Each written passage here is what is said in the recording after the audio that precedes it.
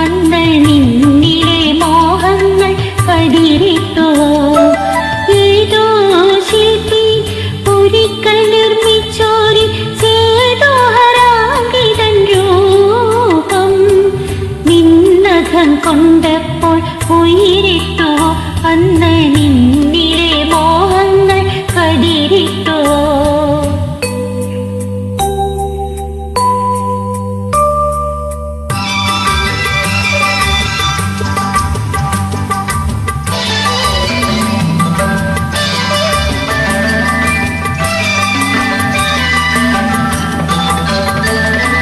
കല്ലിൽ കൊത്തിവച്ച